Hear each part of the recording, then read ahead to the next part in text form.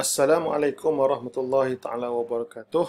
Alhamdulillah wassalatu wassalamu ala Rasulillah wa ala alihi washabihi wa man walah amma ba'du. Okay, sekarang kita masuk kepada al-wahdatu as-sabi'atu. Itu unit yang ke-7 yang melibatkan tajuk al-iddatu wa ma yata'allaqu biha min ahkamin. Itu masalah iddah. Masalah iddah dan apa yang berkait dengannya daripada hukum hakam. Yang pertamanya kita pergi kepada ta'rif al-iddah lughatan wa istilahan. Okey, al-iddatu lughatan ismu masdarin adda ya'uddu. Maksudnya iddah ni adalah kata terbitan daripada adda ya'uddu, itu menghitung, membilang. Adapun masdarnya fahuwa iddun. Okey, jadi wal iddatu, adapun iddah itu adalah ma'khudatun minal adadi. Dia dipetik daripada perkataan adad, itu bilangan. Maksudnya bilangan, hitungan.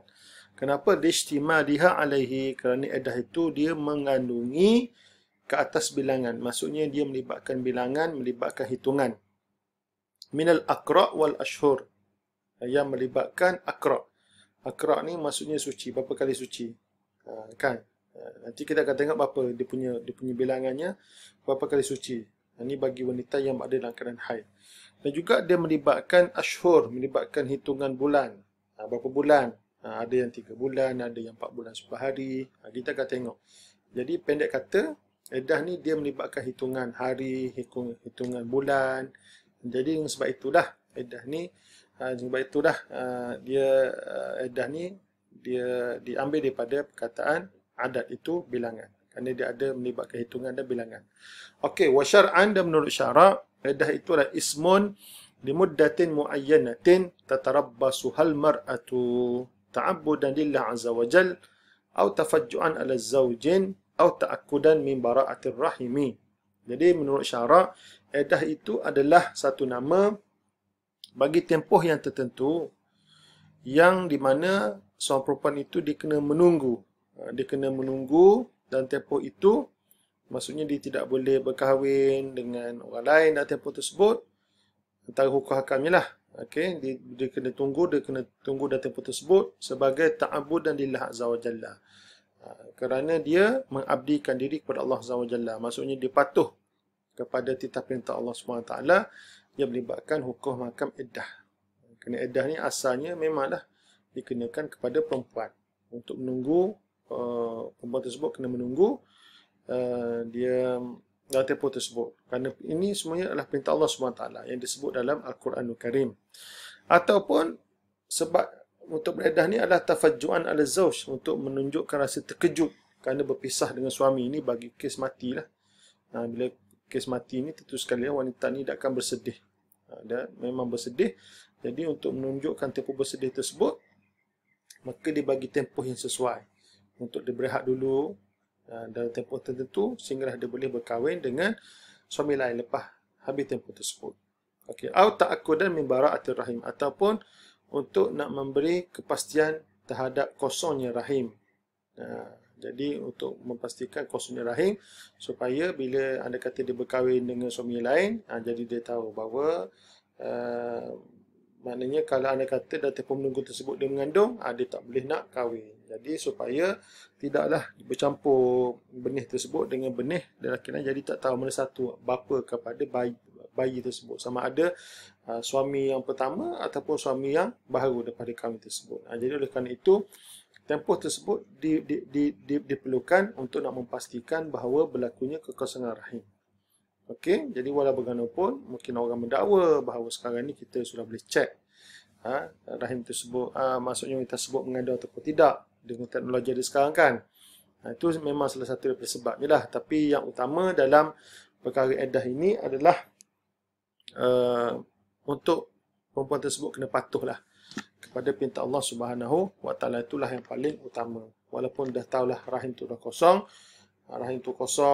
tak mengandung, jadi apa salahnya lusa saya nak kahwin kan. Maksudnya lepas minggu kita nak kahwin sebab dia confirm dah kosong. Tapi tidak sebenarnya, kerana yang asas kepada hukum iddah ni adalah patuh kepada perintah Allah Subhanahu wa taala. Okey. Kita pergi kepada anwa' al-iddah, jenis-jenis iddah. Okey, tanqasimu al-iddatu allati talzamu biha al-mar'atu ila qismain. Terbahagi iddah yang diwajibkan dengannya perempuan kepada dua bahagian. Wa huma iddatu wafatin wa iddatu firaqin. Itu iddah mati, itu mati suami, dan iddah berpisah. Maksudnya bercerai hidup. Maksudnya ada dua, bercerai mati dengan bercerai hidup. Awalan iddatul wafah. Yang pertama iddah mati. Amal iddatul wafah, adapun iddah mati, fahiya allati tajibu ala man mata anha zawjuha. Di mana iddah mati tersebut adalah diwajibkan kepada orang yang kematian suami dia. Okey, kematian suami. Maka di sini dia kata fa in kan hamilan minhu asna al-wafati fa iddatuha tantahi bi wad'il hamli. Maksudnya kalaulah sekiranya pada masa mati itu wanita itu dia sedang mengandung, dia sedang hamil daripada benih suami dia itu, maka iddahnya adalah tamat dengan biwad'il hamli, dengan dia melahirkan anak dia. Talatil muddah atau qasrat, sama ada panjang tempoh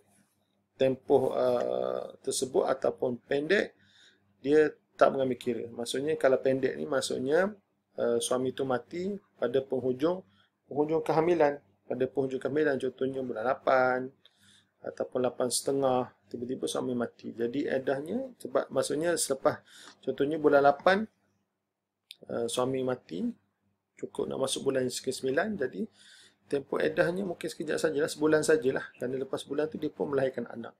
Jadi itu adalah pendek lah tempoh iddahnya. Ataupun panjang ni maksudnya dia mati, suami mati pada awal kehamilan. Jadi contohnya masa suami mati, dia baru mengandung sebulan. Jadi lambatlah iddahnya tu tamat lah, sehinggalah dia melahirkan anak. Jadi lebih kurang hampir 8 bulan lebih lah. Okey, wa in kana al-mar'atu ghairu hamilin. Jika sekiranya wanita itu tidak hamil. Atau kana hamilan bihamlin la yumkinu an yakuna min zawjiha al-mutawaffa anha. Ataupun dia tu hamil. Yang pertama dia tu hamil. Wanita pertama ni, kes yang pertama wanita ni tidak hamil. Yang keduanya dia tu hamil. Tapi dia hamil dengan kandungan yang tidak mungkin daripada suami yang mati itu. Contohnya disebut dalam kitab fiqh, ka'an yakuna zawjuha ghaira balighin, seperti suaminya tidak balik, belum balik lagi. Maksudnya kahwin dengan suami budak lah. Budak 6 tahun 7 tahun masih belum balik, yang mana tidak mungkin berlaku persetubuhan. Ataupun sabata ghiyabuhu anha munzu aksara min 4 sanawat. Ataupun terbukti bahawa suami tersebut hilang, telah menghilangkan diri ataupun telah ghaib daripada isterinya itu lebih daripada 4 tahun.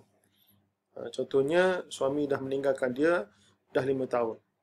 Kan? 5 tahun kemudian suami mati. Dan dia didapati mengandung. Jadi perkara masih lagi mengandung. Jadi ini tidak mungkinlah daripada benih suami dia. Kerana kalau ikut mazhab Syafi'i, selama-lama tempoh mengandung adalah 4 tahun. Itu dari segi dari segi fiqh. Okey. Jadi dalam keadaan ini, apabila dalam keadaan yang pertama dia tu tak mengandung, yang kedua bahawa dia tu mengandung tapi bukan daripada benih suami dia, maka fa'iddatuha, maka iddahnya tantahi binihayati 4 asyurin wa 10 ayyamin. Maka tamat dengan tamatnya 4 bulan 10 hari. 4 bulan 10 hari. Sawa'un dakhala biha zawju aw lam yadkhul, sama ada suami mesetubuhi dia ataupun tidak mesetubuhi dia, adalah sama juga 4 bulan 10 hari. Maksudnya kalau contohnya yang tidak berlaku persetubuhan ni, contohnya akad nikah. Selepas akad nikah, tak lama lepas tu suami dia terkejut mati, mati serang jantung contohnya, belum apa-apa lagi. Sejurus lepas akad nikah terus suami mati, maka dia tetap beriddah 4 bulan 10 hari. Okey. Tapi kalau dalam keadaan biasa, yang mati yang sudah berlaku persetubuhan, sudah ada anak-anak dan dia tidak mengandung, itu juga sama 4 bulan 10 hari. Wa dalilu ala ma dzukira qala Allah azza wa jalla. Dalil apa yang disebutkan ini adalah berdasarkan firman Allah Subhanahu wa taala, wa ulatul ahmali ajaluhunna ayyadana hamlahunna. Maksudnya perempuan-perempuan yang mengandung, maka tempoh iddahnya adalah dengan melahirkan kandungan. وقاله سبحانه وتعالى والذين يتوفون منكم ويذرون أزواجا يتربصن بأنفسهن 4 أشهر وعشرا.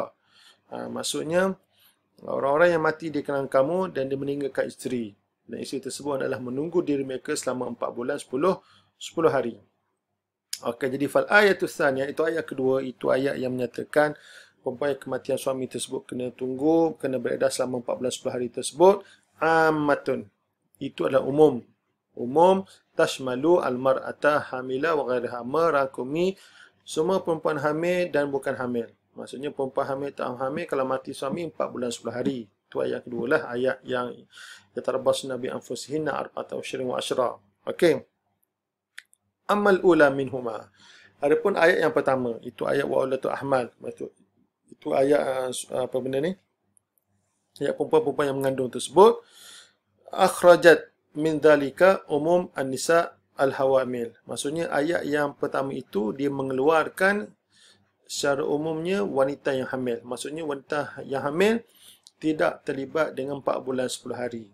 Dia tidak terlibat dengan 4 bulan 10 hari. Jadi waja'alat lahunna. Jadi ayat pertama tersebut memberikan kepada perempuan yang hamil tersebut hukman khasan bihinna, hukum yang khusus dengan dia.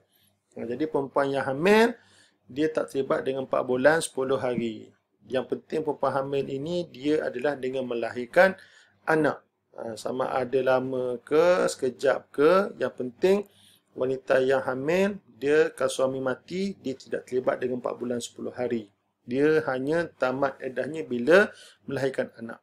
Tak kira lah lama ataupun pendek tempoh dia bereddah tersebut. Okey, fakana hadha huwa dalilu tafriqi baina iddatil mar'ati allati tuwfi anha zawjuha wa hiya hamilun minhu wa baina iddatil mar'ati allati tuwfi anha zawjuha wa hiya ghairu hamilin. Maka inilah dalil yang memisahkan antara iddah perempuan yang kematian suami dan dia hamil daripada benih suami dia, dengan iddah perempuan yang kematian suami dan mana ianya tidak hamil.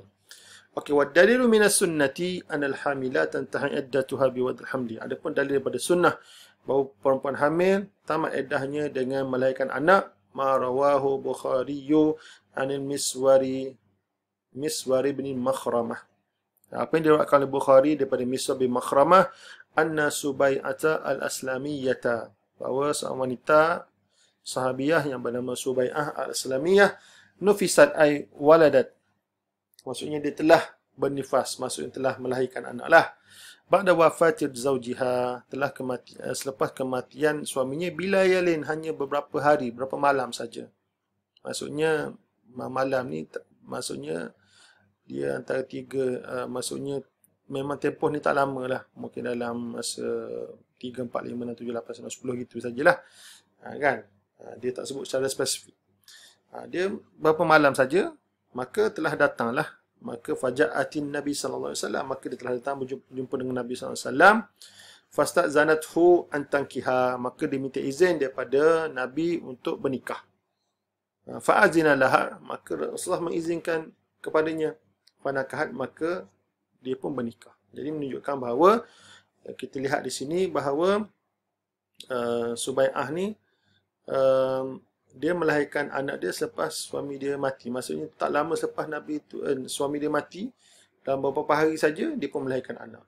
Kemudian dia minta izin untuk kahwin dan Rasulullah mengizinkan dia kahwin. Jadi ini menunjukkan bukti dalil bahawa wanita yang hamil daripada benih suami dia, yang kematian suami, iddahnya tamat dengan melahirkan anak. Okay, wallahu a'lam. Kita akan sambung pada siri yang berikutnya. Assalamualaikum warahmatullahi wabarakatuh.